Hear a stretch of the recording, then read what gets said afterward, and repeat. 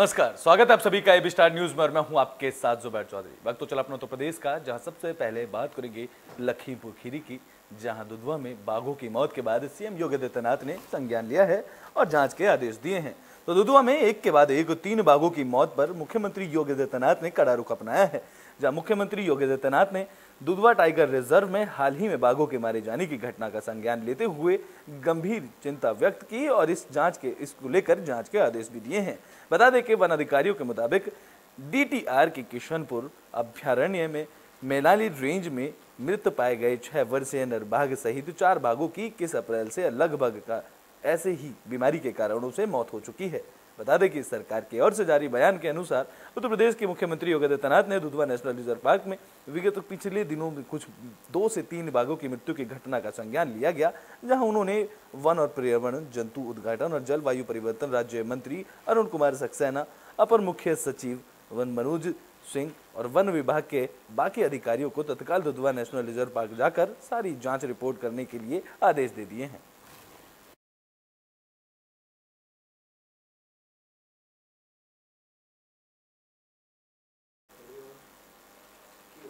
तो बुलेटिन में बात सीतापुर की कर लेते हैं, जहां सीतापुर पहुंचे अखिलेश यादव बीजेपी पर जमकर बरसे हैं।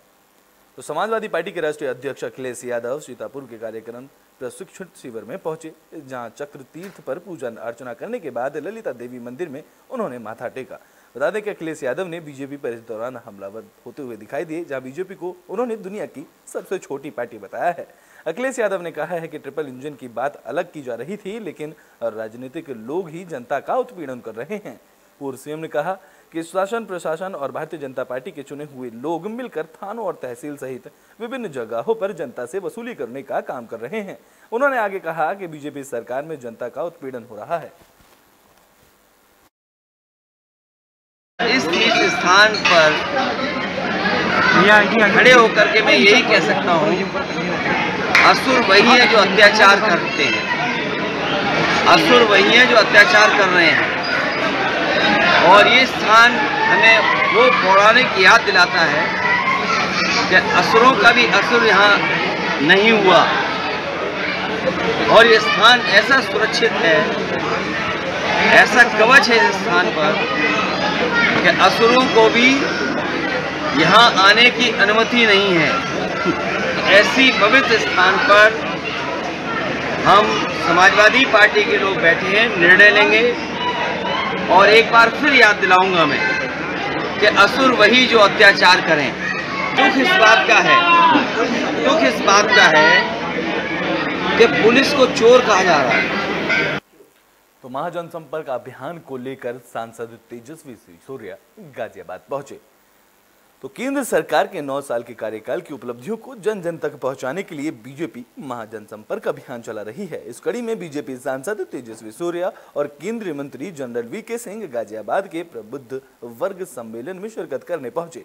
इस दौरान तेजस्वी सिसोदिया ने कहा है कि 2014 से पहले की सरकारें समस्याओं का समाधान करने की बजाय उन्हें बढ़ाने का काम करती थी, लेकिन मोदी सरकार के आने के बाद ऐतिहासिक समाधान हुए हैं। उन्होंने कहा कि जो काम 60 साल में नहीं हुए, वो काम मोदी सरकार में 9 सालों में कर दिखाया है। मोदी जी के सरकार की 9 साल संपन्न होने के उपलक्ष्य में भारतीय जनता पार्टी जनसंपर्क अभियान पूरे देश में आयोजित किए हैं। उसी अभियान के दौरान जनरल वीके सिंह साहब की लोकसभा क्षेत्र गाजियाबाद में आज प्रबुद्ध सम्मेलन आज आयोजित हुआ था।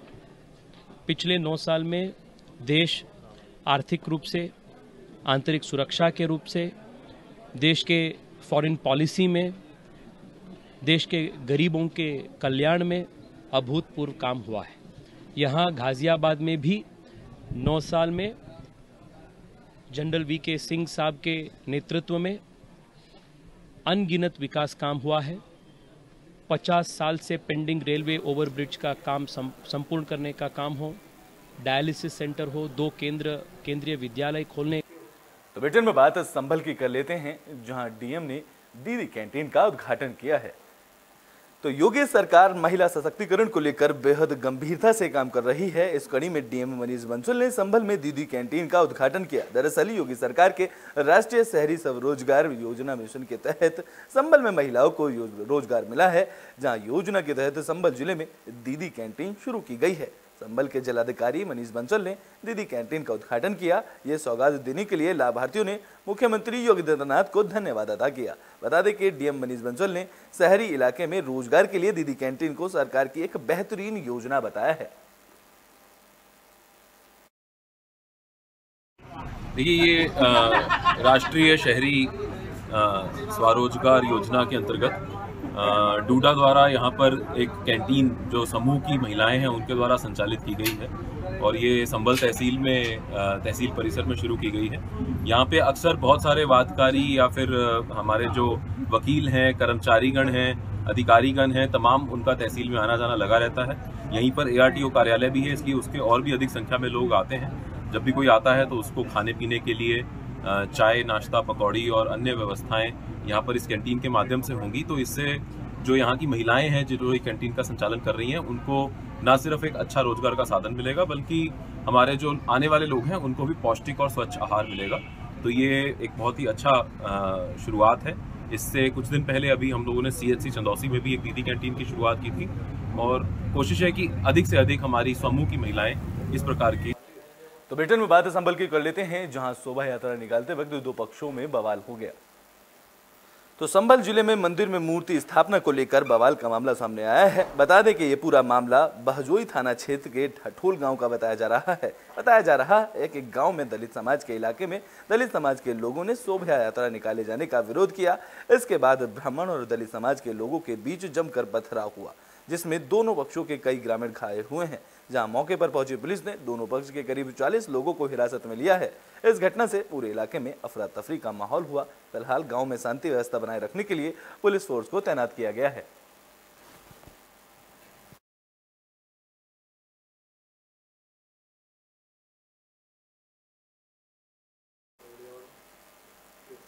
तो ब्रिटेन में बात बागपत की कर लेते हैं, जहां ANM को नियुक्ति पत्र बांटे गए हैं। तो बागपत कलेक्ट्रेट पहुंचे राज्य मंत्री कृष्णपाल मलिक ने 68 ANM को नियुक्ति पत्र बांटे हैं। इस अवसर पर राज्य मंत्री के साथ कार्यक्रम में बागपत डीएम JP सिंह और स्वास्थ्य विभाग के अधिकारी मौजूद रहे, जहां नियुक्ति पत्र पाने के बाद ANM ने मुख्यमंत्री का धन्यवाद अदा किया। इस दौरान राज्य मंत्री कृष्णपाल मलिक ने बताया है कि पूरे प्रदेश में 7182 से ज्यादा ANM को नियुक्ति पत्र बांटे जा रहे हैं, जहां नौकरी मिलने पर मुख्यमंत्री योगी आदित्यनाथ का हम लोग हृदय से आभार व्यक्त करते हैं। साथ ही राज्य मंत्री कृष्णपाल मलिक ने नौकरी पाने वाली ANM अभ्यर्थियों के उज्जवल भविष्य की भी कामना की।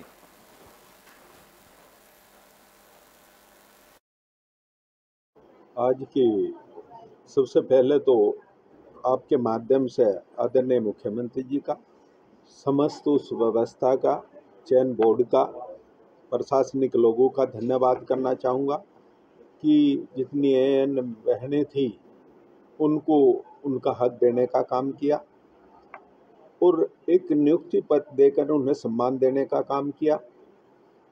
और आपसे भी यही चाहता हूँ कि आप इन बहनों का हौसला अफजाई करें और इनका इतना अच्छा इन्हें माहौल देने का काम करें कि ये आने वाले भविष्य में।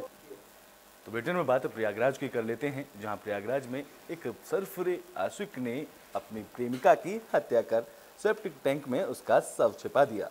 तो दिल्ली और मुंबई में प्रेमिका की हत्या कर शव छिपाने जैसा ही एक सनसनीखेज घटना संगम नगरी प्रयागराज से सामने आई है। बता दें कि प्रयागराज शहर में दूर करछना थाना क्षेत्र में एक युवक ने 7 साल तक साथ रही प्रेमिका की हत्या कर उसके शव को सेप्टिक टैंक में छिपा दिया। यही नहीं, साथी ने जिस प्रेमिका की हत्या की उसी के घर वालों के साथ जाकर उसने पुलिस में शिकायत की और लड़की की तलाश भी शुरू की, जहां आरोपी ने हत्या के 4 दिन बाद ही अब दूसरी युवती से शादी भी कर ली।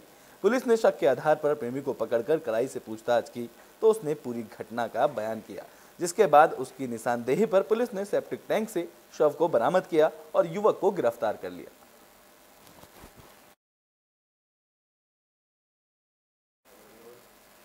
तो बुलेटिन के आखिरी में बात फिरोजाबाद की कर लेते हैं, जहां संदिग्ध परिस्थितियों में एक युवती का शव खेत में पड़ा मिला। तो फिरोजाबाद के थाना टूंडला क्षेत्र में 10वीं क्लास की छात्रा की हत्या कर शव चने की खेत में फेंकने का मामला सामने आया है। संभावना जताई जा रही है कि दुष्कर्म के बाद छात्रा की हत्या कर शव को खेत में फेंका गया, जिसके बाद सूचना पर पहुंची पुलिस के आला अधिकारी घटनास्थल पहुंचे, जहां पुलिस ने शव को कब्जे में लेकर पोस्टमार्टम के लिए भेजा। बता दें कि पुलिस ने इस घटना के खुलासे के लिए 3 टीमें गठित भी की हैं, जहां परिजनों के मुताबिक शुक्रवार शाम से ही युवती लापता थी, जिसके बाद अगले दिन गांव के ही शिशुपाल मिस्त्री के चरी के खेत में छात्रा का शव पड़ा मिला। मृतक के परिजनों को हत्या की आशंका है। नगला खार अपना गांव है, हम सब लोग हैं। जैसी सूचना मिली हम आई, यहाँ खेत में सवेरे एक शव मिला है, तो ये सब बेटी का है।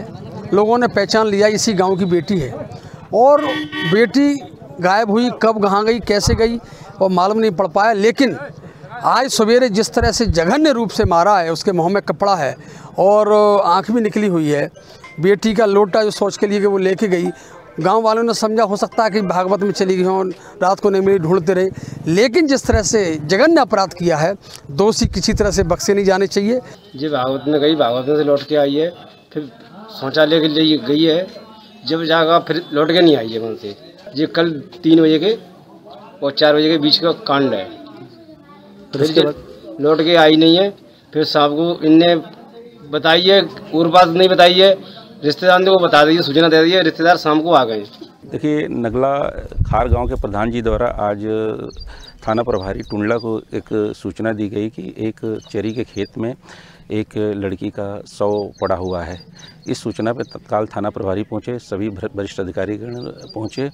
घटनास्थल का सूक्ष्मता के साथ निरीक्षण किया गया है। शव को पंचायत नामा भर के पीएम के लिए भेजा जा रहा है। इसके अतिरिक्त हमारी फील्ड यूनिट और डॉग स्क्वाड की टीम आके यहाँ पे आवश्यक कार्रवाई। तो यूपी के बुलेटिन अपना उत्तर प्रदेश में अभी के लिए बस इतना ही। देश और दुनिया की तमाम खबरों के लिए देखते रहें एबी स्टार।